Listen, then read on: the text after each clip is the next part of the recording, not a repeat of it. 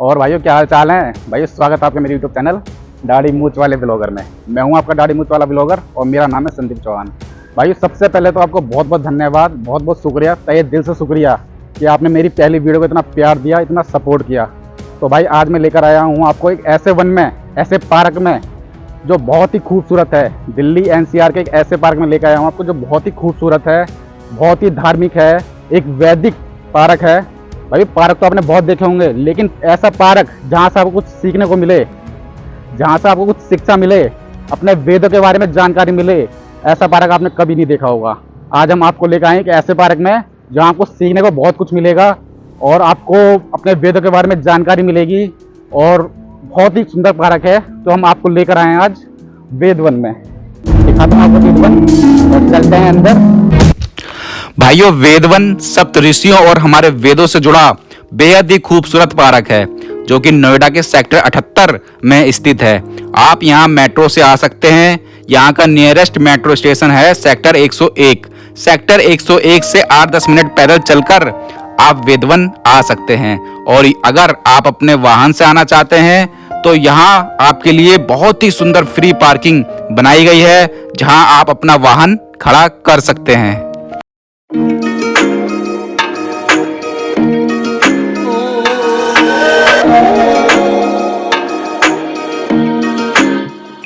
Gate number 2 से entry लेते ही आपको सबसे पहले यह आकृति दिखाई गई है जिसे एक किताब का रूप दिया गया है। इस किताब में कुल 5 पेज हैं जिसमें हमारे चारों वेदों को दर्शाया गया है और उनके बारे में संक्षेप में बताया गया है, जैसे ऋग्वेद, अथर्ववेद, सामवेद और यजुर्वेद।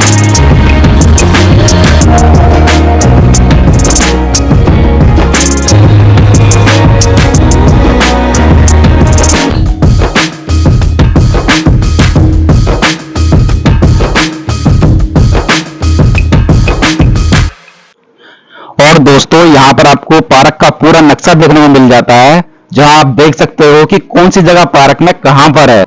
पार्क के बारे में बताया गया है। क्या बताया गया है मैं आपको पढ़ के बता देता हूँ। अगर वेदम ना हमारे प्राचीन प्रबुद्ध ऋषियों तथा उनके द्वारा लिखे वेदों के ज्ञान पर आधारित है। ये जो पार्क है, जो ऋषि मुनि थे हमारे, उनके द्वारा जो ज्ञान हमें मिला है, जो लिखा गया है शास्त्रों में, उसके ज्ञान पर आधारित है ये पार्क। 7 ऋषियों के नाम पर ही इन्हें 7 योगों में बांटा गया है, जैसे भारद्वाज, गौतम, अत्रि, वशिष्ठ, विश्वामित्र और अगस्त्य। प्रत्येक भाग को सुंदर चित्रकारी, कहानियों, लेजर शो तथा सुंदर झरनों से सुसज्जित किया गया है। आज नई पीढ़ी को प्राचीन ऋषियों के ज्ञान से अवगत कराने का प्रयास है। नई तकनीकें दिखाना व समझाना सुगम तथा सरल विधि है। पेड़ों के माध्यम से वेदों की पुरातन कहानियों की सुंदर व आकर्षण रूप से दर्शाया गया है। तो भाइयों आपने देखा ये पार्क क्यों बनाया गया है। ये पार्क इसलिए बनाया गया है क्योंकि जो हमारी आज की जो पीढ़ी है वो या तो फोन में लगी रहती है, या टिकटॉक में लगी रहती है, या इंस्टाग्राम पे रील चलाने में व्यस्त है। तो उनको वेदों के बारे में समझाने के लिए ये पार्क बनाया गया ताकि यहाँ लोग घूमने के बहाने आए और उनको वेदों का ज्ञान भी मिल सके।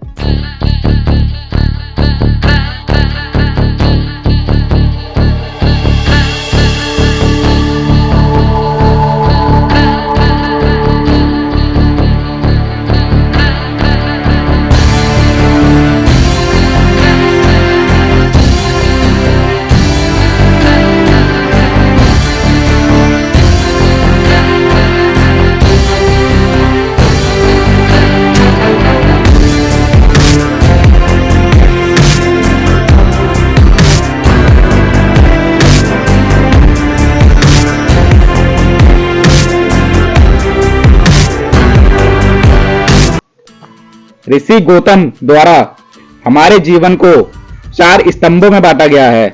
जो 4 स्तंभ हमें दिखाई दे रहे हैं, इनमें से पहला स्तंभ ब्रह्मचर्य को, दूसरा स्तंभ गृहस्थ जीवन को, और तीसरा स्तंभ वानप्रस्थ जीवन को, और चौथा स्तंभ सन्यासी जीवन को दर्शाता है।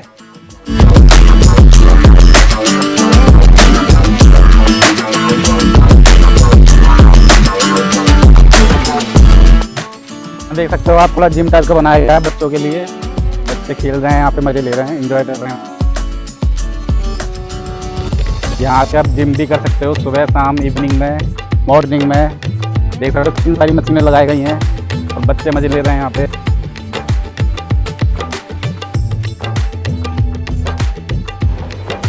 दोस्तों यहाँ एक वॉशरूम भी बनाया गया है जिसमें साफ सफाई का बहुत ध्यान रखा गया है।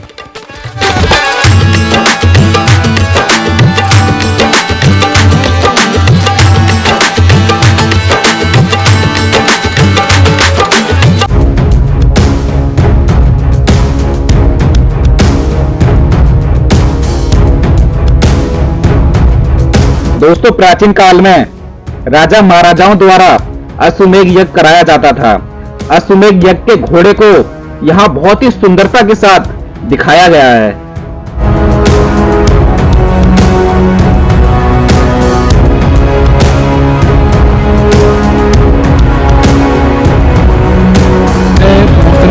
लिखा गया है, कहीं तो ओम लिखा गया है, कहीं तो वट लिखा गया है, कुछ ना कुछ इस पे लिखा गया है और ये पूरा गायत्री मंत्र है। इसके अंदर गुप्त है, ये जो गोल आकार का ये बॉल टाइप का कुछ बना रखा है, देख सकते हो आप। और यहाँ इसके बारे में लिखा गया है गायत्री मंत्र के बारे में। गायत्री मंत्र का उल्लेख त्रिदेव और यजुर्वेद दोनों में है, क्योंकि वेद श्रुत है अर्थात ऋषियों ने देव मुख से इन्हें सीधे सुने ग्रहण किया है, अतः इनके रचयिता ईश्वर को ही माना जाता है। आप पढ़ सकते हैं।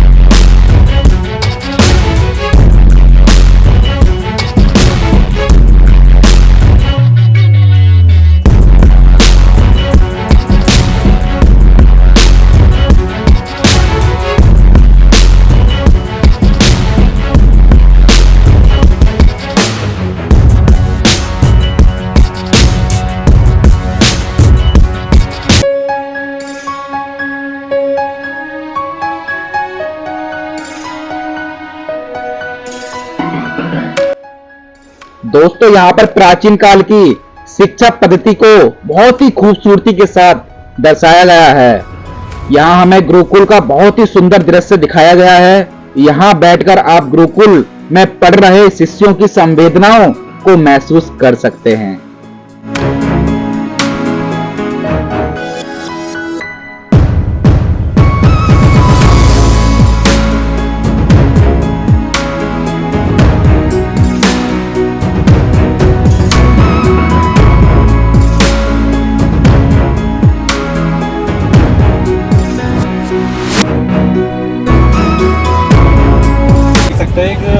ऋषि जी की यहाँ पे कुछ प्रतिमा बनाई गई है और कुछ ऐसे अंदाज में बनाई गई है कि आप सामने से देखोगे तो आर पार दिखाई देगा। सामने से देखो, अगर आर पार दिखाई देगा इसके सामने से आपको कुछ नहीं देगा, लेकिन साइड से आप देखोगे इसे तो आपको एक ऋषि जी की मूर्ति दिखाई देगी इसमें, जो कि योग कर रहे हैं।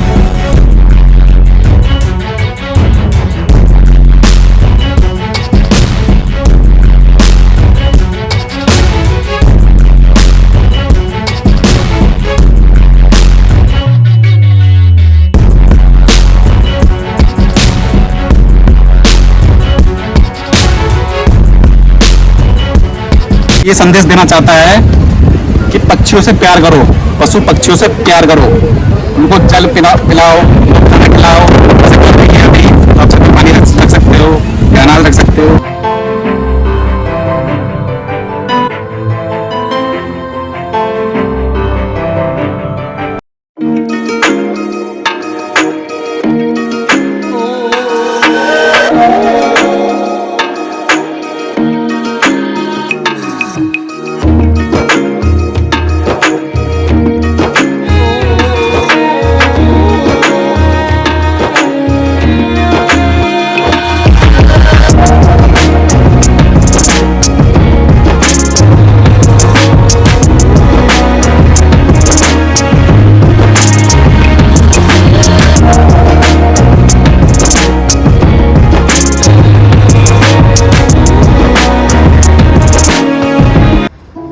यहाँ पर ऋषि के स्त्रीलिंग ऋषिका का वर्णन किया गया है।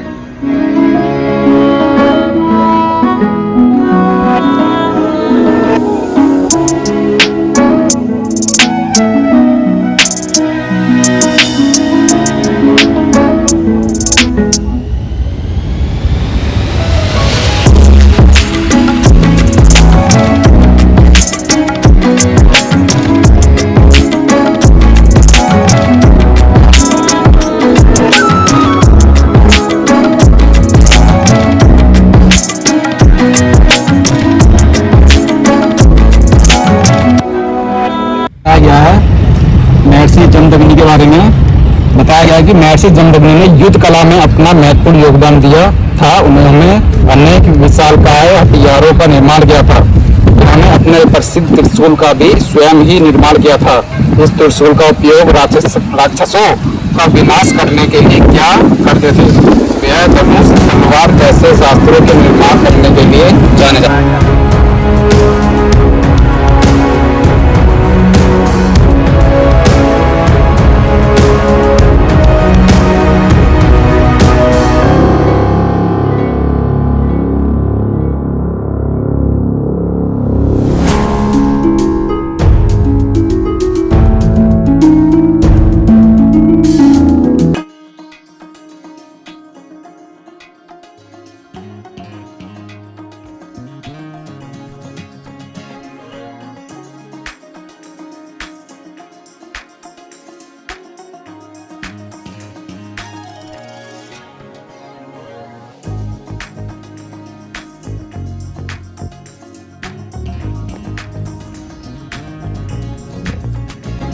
यहाँ पर एक माँ की ममता को बहुत ही सुंदरता के साथ दर्शाया गया है।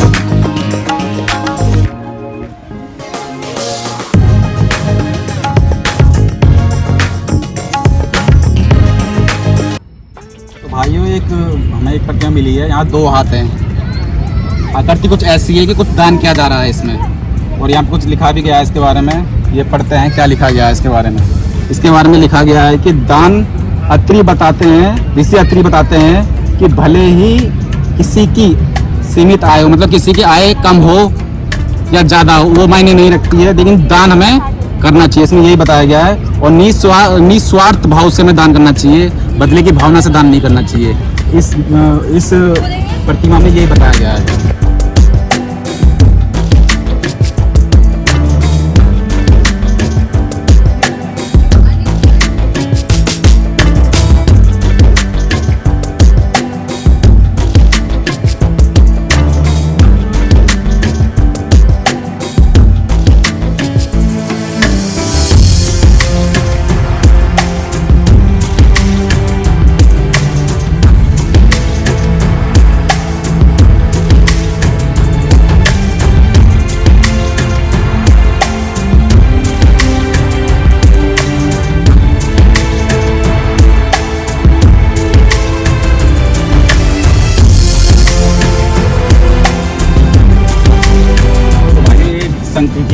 शंख का मतलब आकृति दी गई है इसे, और इसमें शंख का महत्व बताया गया है। शंख का क्या महत्व है हमारे जीवन में, आप देख सकते हो। ये लिखा हुआ है वैज्ञानिक रूप से शंख की ध्वनि को वातावरण शुद्ध और अनेक बीमारी। यहाँ पर ऋषि अगस्त्य के बारे में बताया गया है कि ऋषि अगस्त्य को ज्योतिष, प्राचीन रसायन शास्त्र और चिकित्सा जैसे विभिन्न क्षेत्रों में योगदान के लिए जाना जाता है।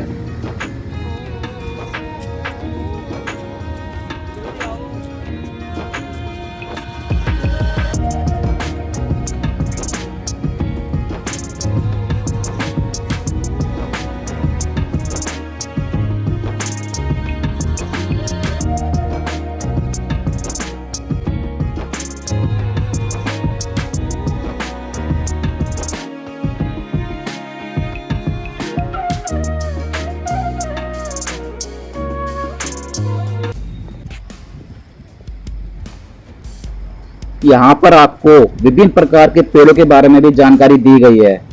जैसा आप देख रहे हो सामने ये नीम का पेड़ दिखाया गया आपको, और ये रीठा का पेड़ आपको दिखाया गया है। ये देखिए ये रीठा का पेड़ है, और बहुत तरह के पेड़ों के बारे में यहाँ आपको बताया गया है।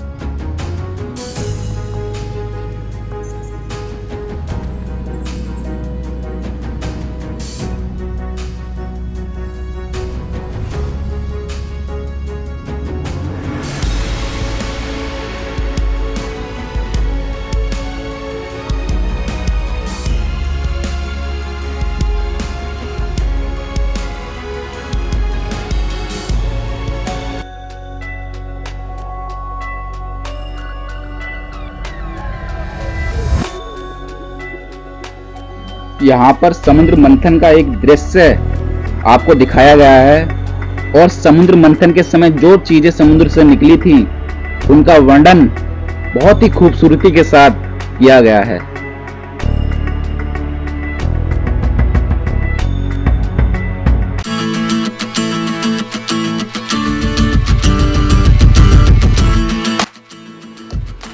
दोस्तों यह पार्क सुबह 6 बजे से शाम के 10 बजे तक खुला रहता है, लेकिन शाम के 5 बजे के बाद यहाँ पब्लिक बहुत अधिक मात्रा में होती है। यहाँ के शाम के नज़ारे बहुत ही दर्शनीय और आनंदित करने वाले होते हैं। तो अगर आप भी वेदवन आए तो 5 बजे के बाद ही आए। 5 बजे के बाद इस पार्क की सुंदरता में 4 चांद लगाने वाले इन खूबसूरत फाउंटेनों को भी चालू कर दिया जाता है।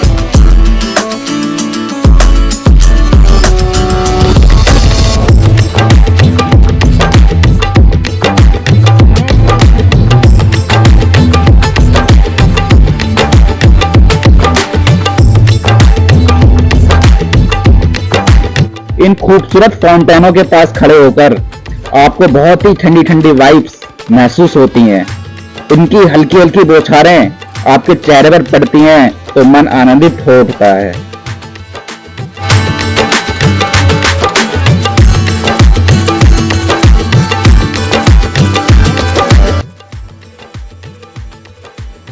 शाम 7:30 बजे इन्हीं खूबसूरत फाउंटेनों में एक बहुत ही सुंदर और दर्शनीय लेजर लाइट शो भी होता है, जिसमें हमें हमारे वेदों का ज्ञान वाटर शो के जरिए दिया जाता है, जिसे देखने के लिए हजारों की तादाद में पब्लिक यहाँ एकत्रित होती है।